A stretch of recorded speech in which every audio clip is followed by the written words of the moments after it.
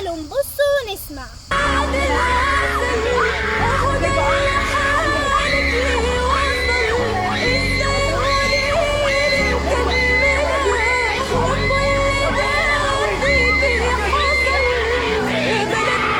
وده التعليم في مصر اللي بتموتوا بيه أولياء الأمور والطلبة ومستقبل مصر.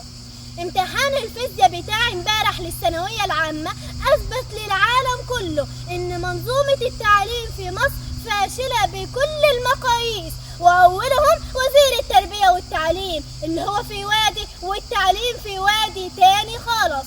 أما بالنسبة للأستاذ اللي حاطط الامتحان فهو لا عنده دين ولا رحمة. مش كفاية عليهم ارتفاع الأسعار والملخصات والدروس الخصوصية والعذاب اللي بيشوفوه أولياء الأمور والطلبة؟